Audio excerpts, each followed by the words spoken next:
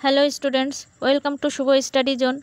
তোমাদের জন্য নিয়ে এসেছি নতুন অন্য একটা ভিডিও। প্রতিদিন নিত্য নতুন ভিডিও পেতে তোমাদের সাপোর্ট আমাদের একান্তই কাম্য। তোমরা সাপোর্ট না করলে আমাদের এই ছোট্ট পরিবার নিয়ে এগিয়ে যাব কি করে বলো? তাই সাপোর্ট করে পাশে থাকার অনুরোধ করছি। চলো তাহলে ভিডিওতে প্রবেশ করি। স্টুডেন্টস, আজ আমরা সেন্টেন্স সম্পর্কে জানবো। ঠিক আছে, সেন্টেন্স কি, সেন্টেন্সের প্রকারভেদ, সেন্টেন্স আবার অর্থ এবং গঠন অনুসারে আলাদা আলাদা হয়, সেইভাবে আমরা আজ সবটা জেনে নেব। চলো তাহলে শুরু করি। চলো তাহলে প্রথমে সেন্টেন্স কি বা সেন্টেন্সের সংজ্ঞা আমরা জেনে। সংজ্ঞা কি? এক বা একাধিক শব্দ বা ওয়ার্ড ব্যাকরণ সম্মতভাবে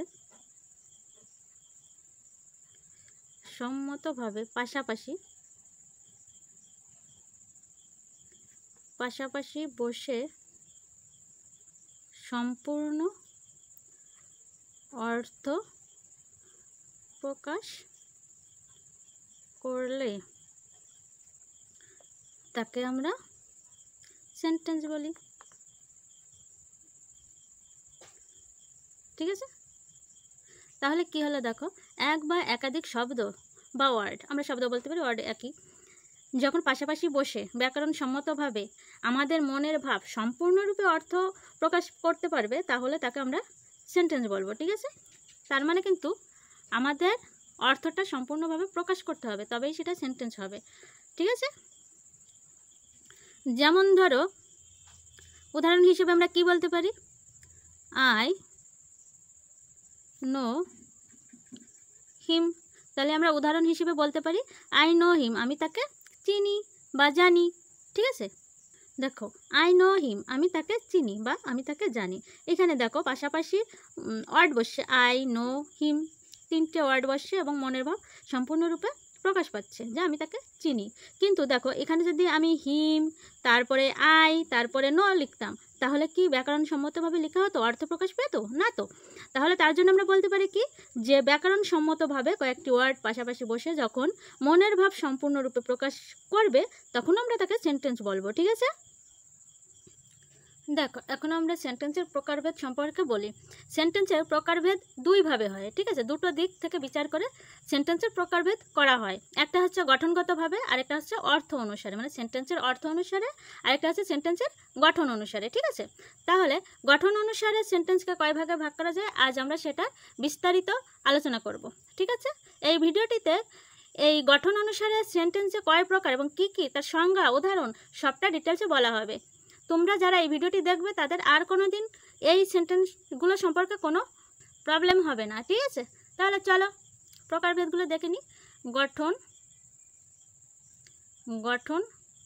গঠনগতভাবে সেন্টেন্স এর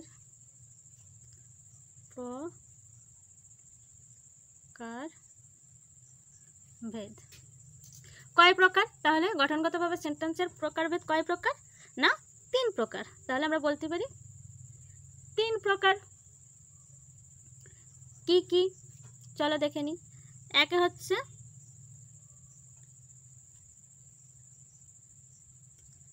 সিম্পল সেন্টেন্স।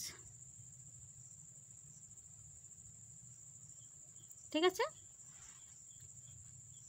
দুইয়ে কি? দুইয়ে হচ্ছে কমপ্লেক্স সেন্টেন্স। তিনে কি? তিনে হচ্ছে কম্পাউন্ড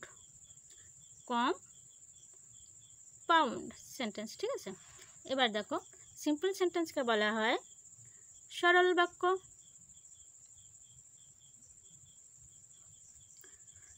আর কমপ্লেক্স সেন্টেন্সকে বলা হয়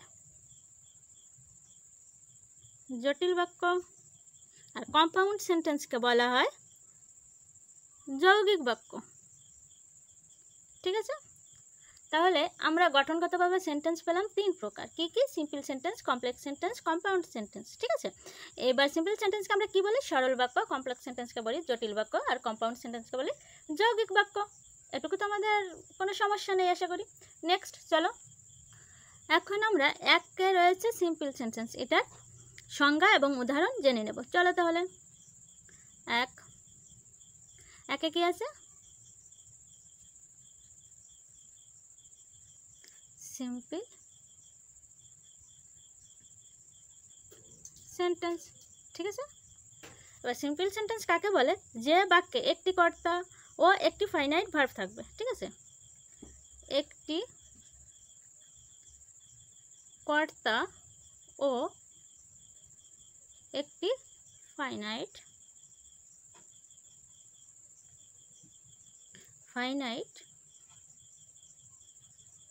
বা সমাপিকা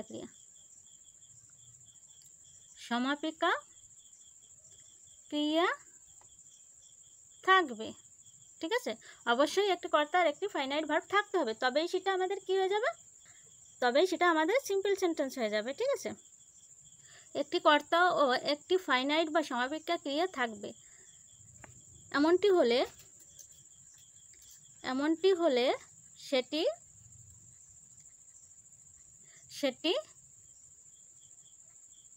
সিম্পল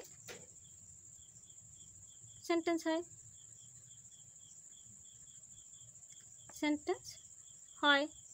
ঠিক আছে, উদাহরণে আমরা কি বলতে পারি? যেমন ধরো, আই লাভ ইন্ডিয়া, আমি ভারতবর্ষ ভালোবাসি। ঠিক আছে, তাহলে দেখো এখানে আই একটা সাবজেক্ট রয়েছে, লাভ ভালোবাসি একটা সাবজেক্ট, এই ভার্ব রয়েছে। ঠিক আছে, তাহলে সাবজেক্ট এবং ভার্ব আমাদের যে শর্তটা রয়েছে সেই শর্তটা পূরণ করছে, তার মানে এটা আমাদের হয়ে যাবে কি না সিম্পল সেন্টেন্স, মানে সরল বাক্য। ঠিক আছে, আশা করি বুঝতে পেরেছো সিম্পল সেন্টেন্স সম্পর্কে আর কারো কোনো ডাউট নেই। চলো নেক্সট। চলো, কমপ্লেক্স সেন্টেন্স হচ্ছে যে বাক্যে একটি প্রিন্সিপাল ক্লজ এবং আমরা লিখে নিই আগে, যে বাক্যে একটি প্রিন্সিপাল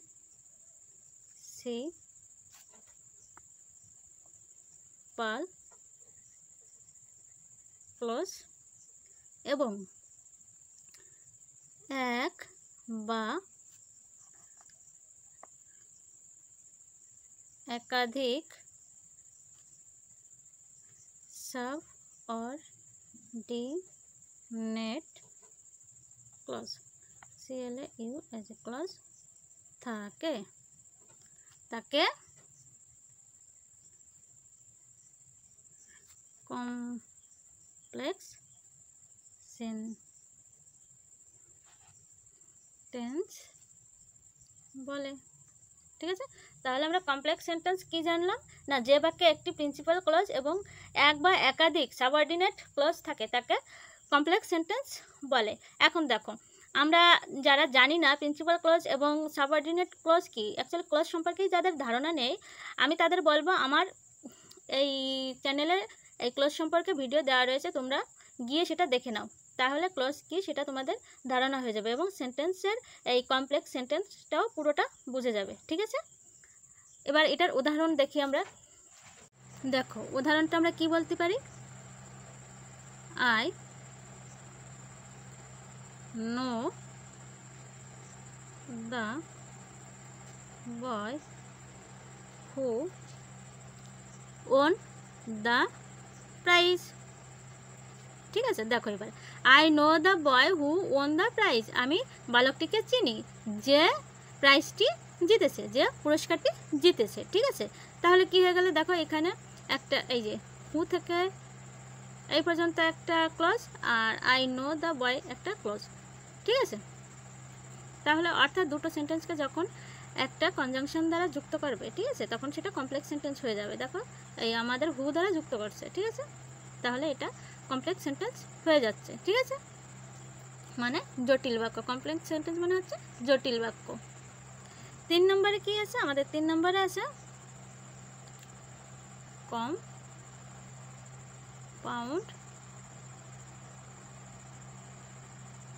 সেন্টেন্স। ঠিক আছে, 3 নম্বরে আছে কম্পাউন্ড সেন্টেন্স। এবার কম্পাউন্ড সেন্টেন্স কাকে বলে?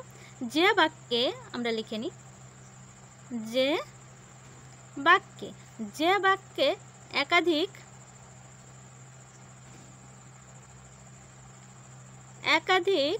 কি থাকবে? ওই সেই প্রিন্সিপাল প্রিন্সিপাল, একাধিক প্রিন্সিপাল, ঠিক আছে। ক্লজ, CLAUSE, ক্লজ, একাধিক ক্লজ কোঅর্ডিনেটিং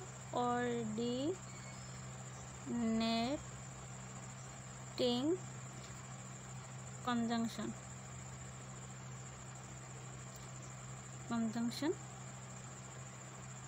দ্বারা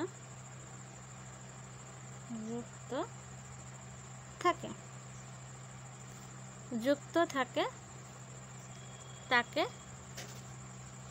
কম্পাউন্ড সেন্টেন্স বলে।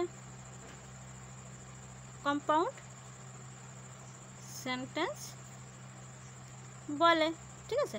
তাহলে স্টুডেন্টস, তোমরা এটা আমার সাথে সাথে তোমরা খাতায় নোট করে নেবে বা মানে লিখে নেবে, তাহলে আর এটা কখনো দেখা গেল ভিডিওটি খুঁজে পেলে না বা দেখতে ইচ্ছে করলো না, তখন তোমরা কি করবে, খাতাটি খুলে দেখলেই তোমাদের মনে পড়ে যাবে। তাহলে কি হলো, কম্পাউন্ড সেন্টেন্স কাকে বলে না, যে বাক্যে একাধিক প্রিন্সিপাল ক্লজ থাকবে, কোঅর্ডিনেট কনজাংশন দ্বারা যুক্ত থাকে, ঠিক আছে, এমনটা বোঝালেই তাকে কম্পাউন্ড সেন্টেন্স বলে। অর্থাৎ তোমার বাট, ওয়ার, অ্যান্ড এইসব কনজাংশন দ্বারা যুক্ত থাকবে, ঠিক আছে। এবার আমরা উদাহরণ দেখে নিই, চলো। উদাহরণ কি আছে, he is poor but he is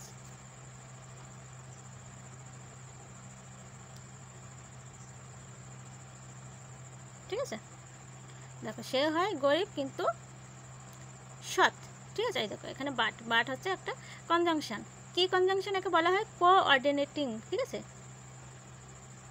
বোঝা গেছে। তাহলে এটা একটা কনজাংশন দ্বারা যুক্ত হয়েছে। কি কি আর আমাদের সব থেকে ধরো তোমরা বলতে পারো, ম্যাম আমি এটা মনে রাখতে পারবো না, কি ক্লজ, কি কনজাংশন, এসব আমার মাথায় থাকছে না। তাহলে তোমরা একটা জিনিস মনে রাখবে, অ্যান্ড, ওয়ার আর বাট, ঠিক আছে।